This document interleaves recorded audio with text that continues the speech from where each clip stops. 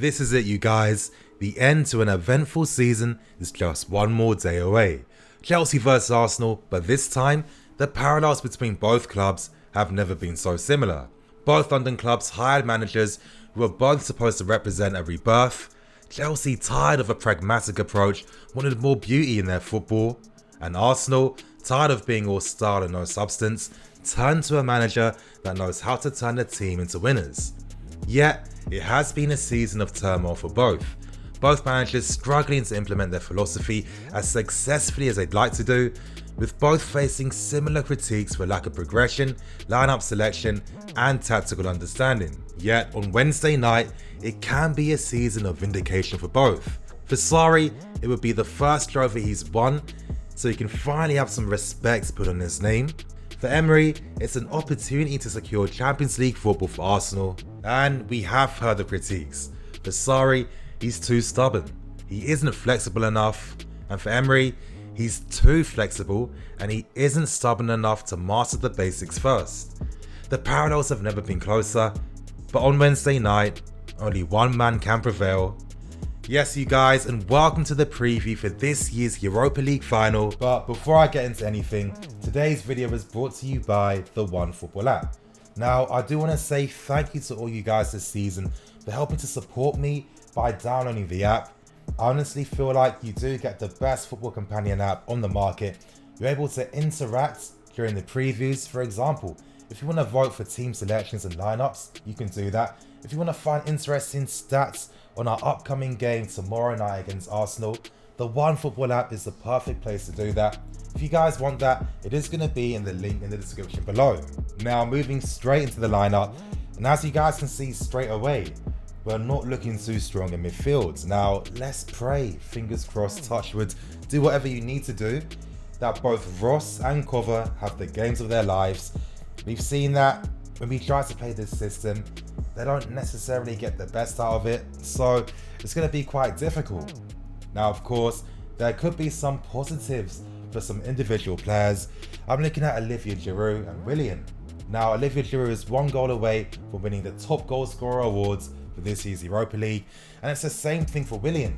So far he's got 7 assists, he needs to get one more to get the records. I don't think that Alonso is needed for this game today. I've seen him struggle against Arsenal so many times, his lack of pace down that side has never really helped him. And when you have Aubameyang, who's going to be playing in the half spaces, you definitely need pace on your sides. Now, moving on to our Europa League final opponents, Arsenal, and one thing's for certain, there's a lot more pressure riding on Arsenal compared to us, and it's very obvious. If Arsenal win this game, they secure Champions League football, and for us, we've already done that. Now, Unai Emery has been critiqued quite a lot this season, and that's mostly been due to having a lack of a stable structure. Arsenal have played in so many different tactical setups. Sometimes they play with 3 up front, sometimes it's 2, sometimes it's Ozil in the hole behind, sometimes it's 4 in midfield. But are Arsenal any better for this? I don't think so. As Unai Emery said himself, he likes his teams to have that tactical fluidity depending on the opposition they're playing against. He wants his teams to react to their opponents and to react to situations. Currently, it looks like the 3-4-1-2 has been a system and formation that's helped make Arsenal a bit more stable, but it's not the most perfect system. Now, what are the merits of Arsenal moving to a 3-4-1-2? It allows them to have better defensive support out wide. Too often their fullbacks will get isolated, they never have protection in front of them, and a lot of times Arsenal will concede down the flanks. 2, now they have more passing options, especially now they have 3 at the back, which does stretch sometimes and does spread out wide to become passing options. And when you have 2 guys in the pivot as well, it makes it very easy now for Arsenal to play out from the back and start their attacks. And for the third and obvious reason, now if you're spending more than 100 million on 2 strikers, for me, you have to find a system to play these guys together. And it is quite obvious that this is what Arsenal have needed to do to get the best out of the team. One thing we can expect for tomorrow is the lack of Aaron Ramsey in their midfield. So this means that Mesut Ozil should be playing, and he should be playing behind both Aubameyang and Lacazette. Now for me, this is going to be interesting, but Arsenal's press isn't the same without Ramsey. And Mesut Ozil has shown time and time again that he can't sustain a pressing style. Now, when you play against us, especially if you use two forwards in your system, a man-orientated high press must be used because you're able to then close us down and affect our passing patterns. Now, my question is, can Mesut Ozil consistently close down Jorginho all game? I don't think so. And I think there's no better time now than to get deep into the tactics for tomorrow. You guys, I hope you've been waiting for this. I've spent a lot of time really trying to understand and analyze how the game's going to go tomorrow, so I hope you enjoy. But wasting no more time, getting straight into things. Now you guys, getting straight into the nitty gritty. Arsenal's 3-4-1-2 will most likely revert to a 5-2-3 off the ball. So as you guys can see, the wing backs will drop deeper and, go alongside their defensive line. The pivot's quite close to the defense as well. And then you'll have Ozil, Aubameyang, and Lacazette in these areas here. And I think the reason why they might use this is because when you use Mesut Ozil, he can't cover great distances by himself. So if he's part of the team setup with personnel around him, it's going to make you more solid and more stable. Now, having three with Ozil, Laka and Aubameyang means that they have men to disrupt our passing out from the back, which is the most important thing. And they're able to close central passing options as well. When we have Jorginho, we know we like to play through the middle. And of course, these guys are basically blocking the angles. Now, due to the lack of central options, it's going to mean that we're going to have to force our play out wide. But don't worry, I'm going to show it with graphics soon. Just bear with me. But for tomorrow night, I think that Unai Emery is going to have a surprise for us. And I think that Arsenal won't be using a 3 at the back system. Instead, I think they're going to use a 4-1-2-1-2. Now, one of my main reasons for thinking this is that with Kolasinac, he's still touch and go. We don't know if he's going to be fully fit. I know that yesterday he was seen in crutches, so I don't really think that he's going to be fit enough to play an intense game tomorrow night. And if you consider what I was mentioning earlier, when I was talking about Arsenal using their 3-4-1-2, you'll realise that Arsenal will be much more effective using this formation because it does mean that they're going to have more bodies in these central areas. Now the width is still going to come from their fullbacks. Maitland-Niles pushing forwards. Now Monreal won't go forward as much because he doesn't necessarily have that same pace, but depending on where the ball is, Monreal is still going to help support the play. Now the beautiful thing about using a diamond midfield is the fact that Arsenal are now able to go man v man against all our key players that help us play out from the back. Someone like a Torreira can help close down a Barkley, Ozil will close down a Jorginho, Guendouzi can help close down cover as well. And then you have guys like Aubameyang, guys like Lacazette, closing down Christensen and David Luiz. And this is where things get difficult because Jorginho is crucial to how we play out from the back. Once he loses his passing options, once guys like Barkley and cover out the game, if they're not able to beat the press from Guendouzi's and Torreira's, it's going to be very hard for us to start to build attacks, and this is how our forwards become a lot more isolated. But that's not even the most important thing. The most important thing is our forwards become much more isolated, and this is why you tend to see us losing the ball out wide so many times, because effectively this is the whole point about using a tactic like this. It's about disrupting our passing out from the back, closing down the central areas, outmanning us in these areas. I mean, look here, they've got Xhaka to be a spare option as well. So Arsenal are just going to win that battle centrally in the pitch. And of course, if we try to play out from the back, try to pass it out wide, this is where we're susceptible to losing the ball. Because we know like an Azpilicueta, for example, he doesn't necessarily have the technical ability to beat his man or to play the right balls. We know that Willian isn't as good as he used to be as well. He's constantly susceptible to losing possession in his own half. And once this happens, once Monreal aggressively closes him down, once the entire Arsenal team shift to the flanks as well, and we see teams do this so many times, this is how we're constantly able to just lose possession of the ball. And this is actually disastrous because if you notice here, our defensive line isn't on point, and that's because Aspi is going to be out of position. So what this means is there's space available for an Aubameyang to make a run in behind, or for Lacazette to do the same thing. And we can't afford to have that, because with Lacazette and Aubameyang, these guys are world-class strikers that know how to find the back of the net. However, Arsenal do have their weaknesses. A lot of Arsenal's mistakes come from individual errors. Normally it's due to someone being out of position, not closing someone down, not dealing with the danger, etc, etc. And so many times this season, we have seen that Arsenal's defensive line just isn't consistently on point. And that's been the thing for me. Arsenal's execution has always been a hindrance, it's always been touch and go. And to be honest, this is why they're in the position they're in. Now for me, I'm quite puzzled by how we're going to approach this game for tomorrow. I'm going to take a risk with my guess, but you have to understand my thinking. First of all, we know that Kante is touch and go.